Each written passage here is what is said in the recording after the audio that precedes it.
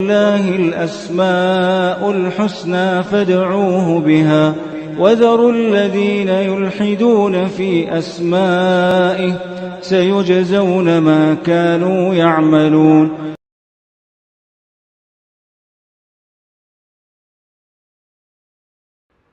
بسم اللہ الرحمن الرحیم الحمد للہ رب العالمین وبہ نستعین وصلی اللہ وسلم علی سید الانبیاء والمرسلین وعلی آلہ واصحابہ اجمعین ومن تبعہم باحسان الی یوم الدین اما بعد. اللہ رب العالمین کے فضل و کرم سے اسماء و صفات کا ایک عظیم سلسلہ طویل عرصہ سے چل رہا ہے. الحمدللہ اللہ تعالیٰ اسے قبول فرمائے. اور اللہ رب العالمین کے فضل و کرم سے اللہ سبحانہ و تعالیٰ کی متعدد اسماء حسنہ اور کئی ایک صفات سے متعلق، خاص طور پر صفات ذاتیہ اور کچھ صفات فعلیہ بھی ہم نے اس پر تفصیلی گفتگو کی. اللہ تعالیٰ اسے قبول فرمائے اور اللہ سبحانہ و تعالیٰ اپنی قربت کی سعادت نصیب فرمائے. اللہ سبحانہ و تعالیٰ کی صفات سے متعلق جو طویل سلسلہ جاری تھا، رمضان کی وجہ سے اس کو ہم نے موقوف رکھا تھا. رمضان کے بعد آج شوال کی 9 تاریخ ہے، یہ سلسلہ پھر سے جاری ہے. آج کی اس نشست میں اللہ سبحانہ و تعالیٰ کے لیے لفظ الشخص، اس کا اطلاق، اس کی شرعی حیثیت کیا ہے، اس پر انشاءاللہ تعالیٰ آج کی اس نشست میں اور آنے والی نشست میں بھی گفتگو ہوگی.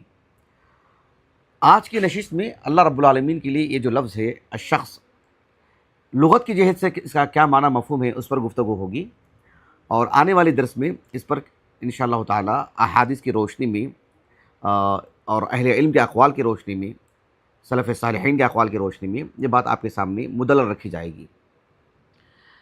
ایک بات ہے وہ یہ کہ اسماء و صفات سے متعلق ہمارا جو 11 سال کا جو طویل سلسلہ ہے، اس سلسلے میں عالم عرب کی ایک معروف عالم دین، تصنیفی میدان میں بہت ہی معروف، اور اگر آپ کے اشراف کی بات کرتے ہیں تو آپ کی خدمت کا جو دائرہ ہے اور زیادہ وسیع ہو جاتا ہے. الحمدللہ شیخ علوی بن عبد القادر الثقاف حفظہ اللہ تعالی، آپ کی ایک کتاب ہے صفات اللہ عز و جل الواردہ فی الکتاب والسنہ. اس کتاب کو ہم نے اصل کے طور پر رکھا ہے ہمارے اکثر دروس میں، اکثر مباحث کے طور پر. تو اس میں بھی الشخص سے متعلق آغاز میں جو شیخ علوی بن عبد القادر الثقاف حفظہ اللہ تعالی جو ایک طرح سے اختصار سے جو تعارف کرواتے ہیں ایک سطر میں، الشخص سے متعلق آپ نے 3 باتیں کہی ہیں. ایک بات آپ نے یہ کہا کہ یجوز اطلاق لفظ شخص علی اللہ عز و جل، اللہ سبحانہ و تعالیٰ کے لیے شخص، الشخص، یہ لفظ اللہ سبحانہ و تعالیٰ کے لیے درست ہے، اس کا اطلاق درست ہے.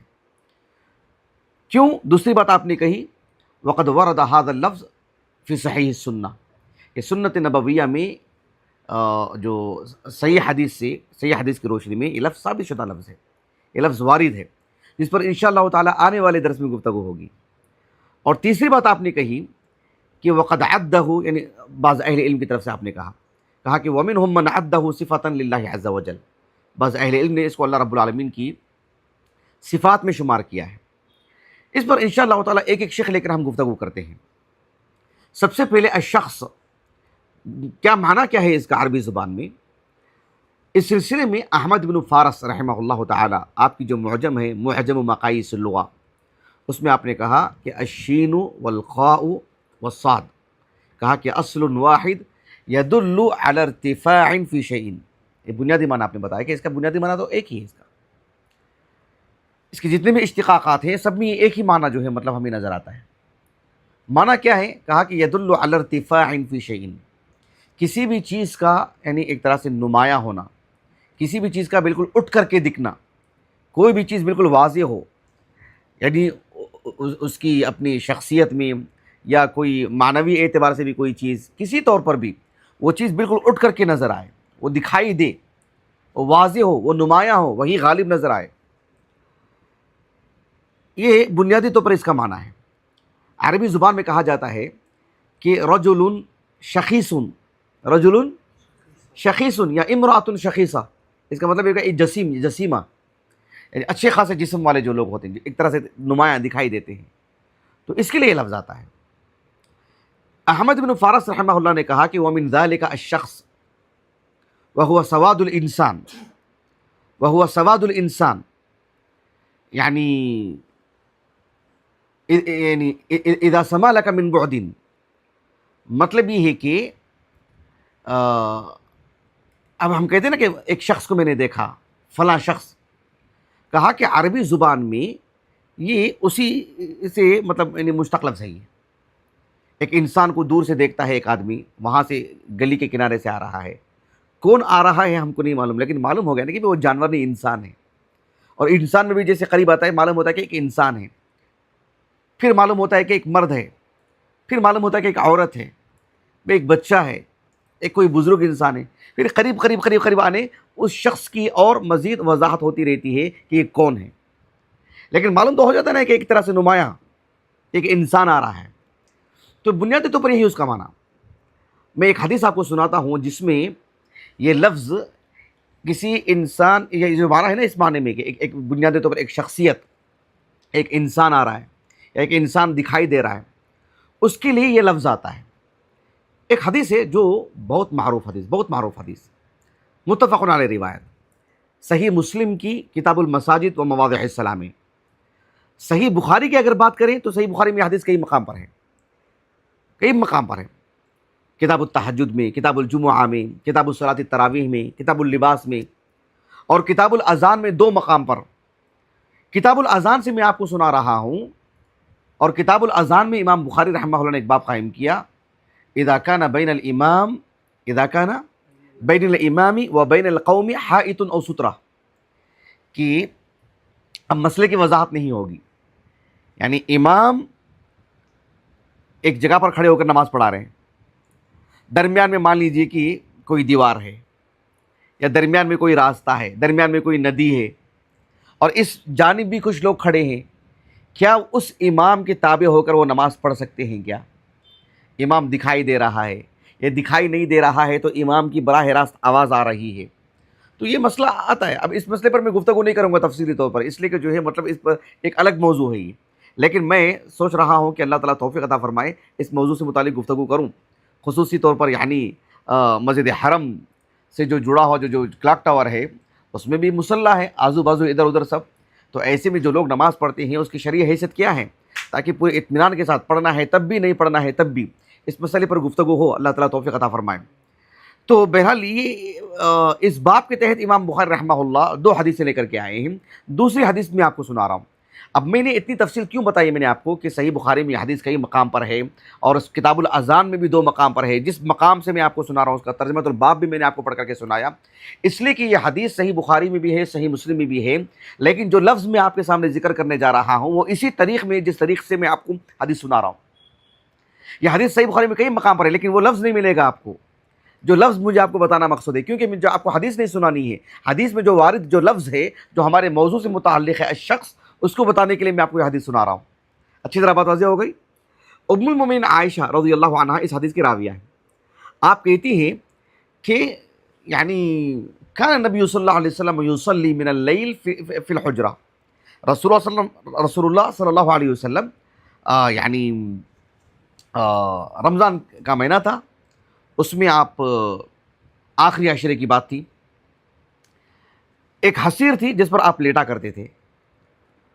اسی حسیر کو آپ کیا کرتے تھے دن میں، یعنی ایک طرح سے یعنی ایک دیوار کی طرح بنا لیتے، اس طرح سے جن سے معتکفین جو کرتے ہیں نہیں، ایک پردہ کی طرح آپ کر لیتے تھے.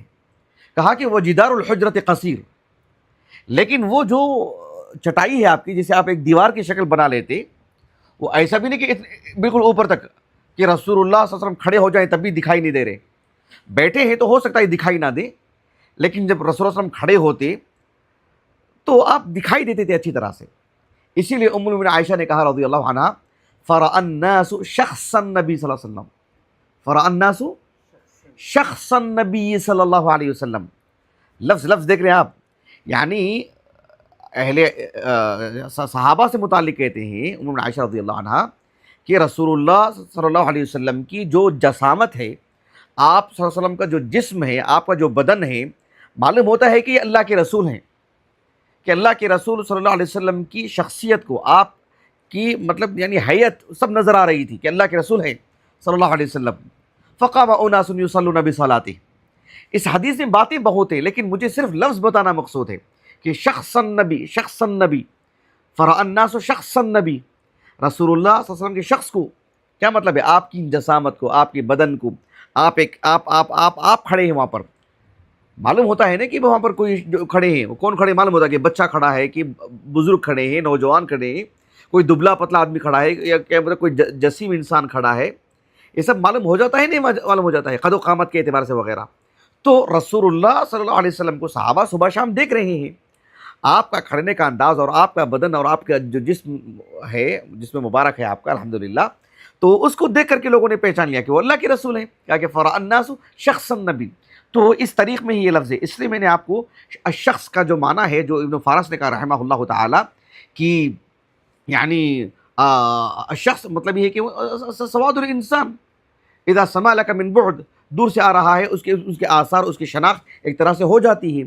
یہ بات ابن فارس نے کہی رحمہ اللہ تعالی. البتہ یہ حدیث انہوں نے ذکر نہیں کی ہے، لیکن یہ حدیث میں آپ کو بتا رہا ہوں، اس میں جو شخص لفظ جو وارد ہے. اسی طرح سے ابن فارس رحمہ اللہ نے کہا کہ وَمِن ذَلِكَ شُخُوصُ الْبَصَرِ، من ذَلِكَ شُخُوصُ الْبَصَرِ، یعنی ایک چیز ہوتی ہے نا، کوئی ایک چیز دیکھتا ہے انسان، ایک دہشت طاری ہو جاتی ہے، یا کوئی چیز اسے تعجب میں ڈال دیتی ہے، یا اسے ایک طرح کی ایسی چیز ہوتی ہے، بس وہ پلکیں جو ہوتی ہیں نا، وہ مطلب اس میں جو ایک تسلسل ہے انسان کے پلکوں میں، مطلب جو مطلب کھلنے بند ہونے میں، وہ نہیں رہتی ہے، بالکل آنکھیں پھٹی کی پھٹی رہ جاتی ہیں.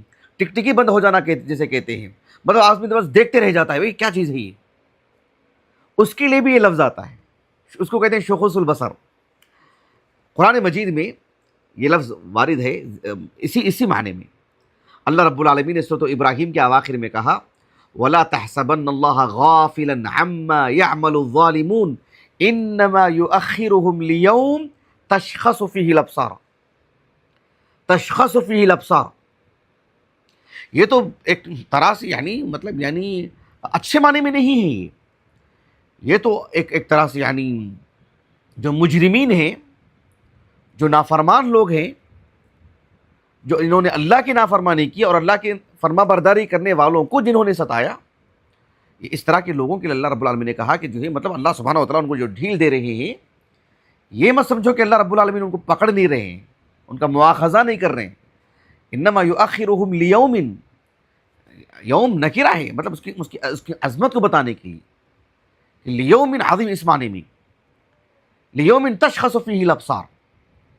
آپ دیکھو کہ اللہ رب العالمین نے سورۃ الانبیاء کے بھی اواخر میں بیان فرمایا واقترب الوعد الحق، ہاں اس کے بعد فاذا ہی شاخصۃ ابصار الذین کفروا یا ویلنا قد كنا فی غفلۃ من هذا بل كنا ظالمین. شاخصۃ ابصار الذین کفروا، الذین کفروا ان کی جو یعنی بصارت ہے، ان کی جو بینائی ہے، وہ بینائی ان کی مطلب یعنی کام نہیں کرے گی، ضعف اس میں آ جائے گا. مطلب دہشت طاری ہو جائے گی ایک طرح سے، بس وہ دیکھتے رہ جائیں گے اس منظر کو بھی، کیا صورتحال ہے، کیا معاملہ ہے یہ. کسی اور جگہ پر وہ دیکھنے کی پھر وہ ان کے اندر وہ مطلب اتنی گنجائش نہیں رہے گی ان کو، بس وہی چیز دیکھتے رہ جائیں گے وہ. یہ تو بہت ہی برے معنی میں ہے، نسأل اللہ علیہ وسلم. البتہ عام زندگی میں بھی انسان کے ساتھ ایسا معاملہ ہوتا ہے. مثال کے طور پر کسی چیز کو انسان دیکھتے رہ جاتا ہے، اس کا مراقبہ ہو، اس کی جو نگرانی ہو، یا کوئی اور صورتحال ہو. بات واضح ہو رہی، اس معنی میں بھی یہ چیز ہوتی ہے. اور یہ اس معنی میں جو ابھی دوسرا معنی جو میں نے آپ کو بتایا، اس معنی سے متعلق بھی ایک حدیث ہے، اس معنی سے متعلق بھی ایک حدیث ہے. اور یہ جو حدیث میں آپ کو سنانے جا رہا ہوں، یہ بھی متفق علیہ حدیث ہے. صحیح بخاری کی کتاب المغازی میں، کتاب المغازی کے اواخر میں باب مرض النبی صلی اللہ علیہ وسلم و وفاتہ، صحیح بخاری کا یہ جو باب ہے ان تبویبات میں سے ہے جس کے تحت امام بخاری رحمہ اللہ نے کثرت سے حدیثیں لے کر کے آئے ہیں. جیسے باب علامات نبوت فی الاسلام، اس کے تحت کتنی حدیثیں لے کر کے، حالانکہ امام بخاری عادتاً ایسا کرتے نہیں رحمہ اللہ تعالیٰ، اس لیے کہ اس کا نام المختصر ہے صحیح بخاری کا، الجامع، المسند، الصحیح، المختصر. تو المختصر ہے وہ. تو ایک حدیث لاتے ہیں، 2 حدیثیں، کبھی 3، اس سے زیادہ لاتے نہیں ہیں، بہت کم ہوتا ہے کہ 4-5 حدیثیں لے کر کے آئے ہوں طرق بدل کر کے، مطلب لیکن بالذات جس معنی کی حدیث لانی ہے تو 1-2 حدیثوں سے امام بخاری رحمہ اللہ مسئلے کی وضاحت کر دیتے ہیں، لیکن کبھی کبھار اس قدر بڑی عدد میں بھی حدیث لے کر کے آتے ہیں، یہ بھی انہی طبیبات میں سے ہے۔ اور صحیح مسلم کی کتاب فضائل الصحابہ رضی اللہ تعالی عنہم اجمعین، اس میں امام نووی کا جو قائم کردہ باب ہے رحمہ اللہ تعالی، باب فضیلت عائشہ رضی اللہ عنہ، باب فضیلت عائشہ رضی اللہ عنہ، اس باب کے تحت وہ حدیث ہے۔ حدیث کے جو راوی ہیں وہ ام المؤمنین عائشہ ہیں رضی اللہ عنہ۔ ام المؤمنین عائشہ رضی اللہ عنہ کہتی ہیں، یہ حدیث آپ دیکھو کہ اس میں مطلب یعنی کس طرح کی بات بتائی جا رہی ہے۔ ام المؤمنین عائشہ کہتی ہیں رضی اللہ عنہ کہ کان نبی صلی اللہ علیہ وسلم، یعنی رسول اللہ صلی اللہ علیہ وسلم، ایک حدیث آپ نے سنائی تھی، رسول صلی اللہ علیہ وسلم نے اس حدیث کو کب سنایا تھا آپ نے؟ صحت کے ایام میں، صحت کے ایام میں کہا کہ کان نبی صلی اللہ علیہ وسلم وہو صحیح، کان نبی صلی اللہ علیہ وسلم وہو صحیح یقول، کیا مطلب؟ رسول اللہ صلی اللہ علیہ وسلم نے ہم سے ایک حدیث سنائی، وہ حدیث کب سنائی تھی آپ نے؟ وہو صحیح، کیا مطلب؟ صحت کے عالم میں، جب آپ کی صحت ٹھیک ٹھاک تھی، اچھی تھی، تب آپ نے یہ حدیث ہم کو سنائی تھی۔ حدیث کیا ہے؟ رسول اللہ صلی اللہ علیہ وسلم نے فرمایا کہ یعنی انبیاء علیہ السلام سے متعلق کہا کہ انہو لم یقبض نبی قط، کسی بھی نبی کی جو روح قبض کی جاتی ہے اس وقت تک نہیں کی جاتی جب تک کہ حتی یرا مقعدہ فی الجنہ، کہ جنت میں اللہ رب العالمین نے ان کے لیے کیا تیار کر رکھا ہے، جنت میں ان کا ٹھکانہ کہاں ہے، وہ انہیں دکھایا نہ گیا ہو، ان کو دکھا دیا جاتا ہے، یہ بتا دیا جاتا ہے کہ یہ تمہاری جنت ہے۔ سبحان اللہ، انبیاء کا معاملہ ایسا ہوتا ہے کہ لم یقبض نبی قط، ہر نبی کے ساتھ ایسا ہی معاملہ ہوا ہے، حتی یرا مقعدہ فی الجنہ، جنت میں ان کا جب تک ٹھکانہ نہ دکھایا گیا ہو۔ ام المؤمنین عائشہ کہتی ہیں رضی اللہ عنہا کہ رسول اللہ صلی اللہ علیہ وسلم نے پھر یہ بات بیان فرمائی کہ یعنی او یخیر، یحییٰ کا بھی لفظ آیا ہے، یخیر، پھر نبی کو اختیار دے دیا جاتا ہے، یہ نبی کی انبیاء کی خصوصیات میں سے ہے، عام انسان کے لیے نہیں، انبیاء کی خصوصیات میں سے۔ صدیق اکبر کے لیے بھی بات نہیں ہے رضی اللہ عنہ، کسی کے لیے ہوتا عام لوگوں میں سے، صدیق اکبر رضی اللہ عنہ کے لیے ایک بڑی فضیلت کی بات تھی، لیکن یہ انبیاء کے لیے خاص ہے۔ کیا بات ہے کہ ہر نبی کا معاملہ ایسا ہوتا ہے کہ ان کو جنت دکھائی جاتی ہے، یہ تمہاری جنت ہے، اور پھر اختیار دیا جاتا ہے، اور کب تک زندہ رہیں گے بتائیے، اور کب تک رہنا چاہیں گے دنیا میں؟ تو یخیر، رسول اللہ صلی اللہ علیہ وسلم کے لیے بھی ایسا ہی معاملہ تھا۔ اب یہاں تک بات ہو گئی۔ اب اس کے بعد ام المؤمنین عائشہ کہتے ہیں رضی اللہ عنہا کہ فلما اشتکا، رسول اللہ صلی اللہ علیہ وسلم کی زندگی کے آخری ایام میں آپ کی طبیعت متاثر ہونے لگی، آپ کی طبیعت متاثر ہونے لگی، اور پھر یہ بھی بات ہے کہ وحضرہ القبض، رسول اللہ صلی اللہ علیہ وسلم کی وفات کا وقت بھی بالکل قریب لگ رہا تھا کہ ایک طرح کی سکرات کی حالت ہے، یہ بھی معاملہ تھا۔ ورأسہ علی فخذ عائشہ، ورأسہ علی فخذ عائشہ رضی اللہ عنہا، ام المؤمنین عائشہ رضی اللہ عنہا کی یعنی آپ کی گود میں رسول اللہ صلی اللہ علیہ وسلم کا سر رکھا ہوا تھا، اور وہ غشی علیہ، اور آپ صلی اللہ علیہ وسلم انبیاء علیہ السلام کے لیے نیند کا آنا، انبیاء علیہ السلام کے لیے غشی کا طاری ہونا، یہ سب جائز ہے۔ جائز سے مراد یہ سب جائز ہے اور واقع انبیاء کے نبی نبوت کے منافی نہیں ہے، وہ انسان بھی ہے، عام انسان کی طرح تو نہیں ہے لیکن وہ انسان ہے۔ تو امام نووی کہتے ہیں رحمہ اللہ تعالی، نبی کے لیے ایک طرح سے جو کیا بولتے ہیں اس کو ہم، یعنی ایک طرح سے ایک انسان پر ایک طرح کا جنون طاری ہو جاتا نا، کہ مطلب ایک جنونی انسان، کبھی مرگی کی بیماری جسے وغیرہ کہتے ہیں، فٹس وغیرہ آ جانا، یا مرگی کی بیماری، یا شیطان وغیرہ اس پر سوار ہو جانا، یا ایک طرح سے یہ سب انبیاء کے لیے ایسا نہیں ہوتا ہے، لیکن غشی طاری ہونا یہ عام ایک طرح سے امراض میں سے انسان کی مطلب جسمانی اعتبار سے کمزوری کی وجہ سے وغیرہ، تو وہ اس وجہ سے یہ بات ہوتی ہے۔ تو رسول اللہ صلی اللہ علیہ وسلم سے متعلق کہا کہ وغشی علیہ، آپ پر ایک طرح کی بے ہوشی طاری ہو گئی۔ اب یہاں سے دیکھیں ہمارے موضوع سے متعلق شخوص البصر، اس معنی کو بتانے کے لیے آنکھیں پھٹی کی پھٹی رہ جانا، کھلی کی کھلی رہ جانا، وہ تو قیامت سے متعلق جو بات ہے وہ تو بہت ہی عجیب و غریب بات ہے، اور وہ تو غیبیات سے متعلق بھی بات ہے، لیکن عام زندگی میں بھی انسان کبھی کسی چیز کو ایسے ہی دیکھتے رہ جاتا ہے۔ اس معنی کے لیے میں آپ کو یہ حدیث سنا رہا ہوں کہ ام المؤمنین عائشہ کہتے ہیں رضی اللہ عنہا کہ غشی علیہ فلما افاق شخص بصره نحو سقف البیت، کہا کہ رسول اللہ صلی اللہ علیہ وسلم کو جب تھوڑا سا افاقہ ہوا، طبیعت میں تھوڑا سا سدھار آیا، تو کہا کہ شخص بصره نحو سقف البیت، گھر کی چھت کی طرف اس طرح سے دیکھ رہے تھے اللہ کے رسول صلی اللہ علیہ وسلم، ایسے دیکھتے رہ گئے، اور آپ کی زبان پر جو الفاظ جاری تھے وہ یہ کہ اللہم فی الرفیق الاعلی، یہ الفاظ تھے اللہ کے رسول زبان پر صلی اللہ علیہ وسلم۔ جب یہ صورتحال تھی اللہ کے رسول کی، میں نے الفاظ وہ لفظ بتانے کے لیے ساری حدیث سنائی میں نے آپ کو، وہ لفظ بتانے کے لیے شخص بصرہ نحو سقف البیت۔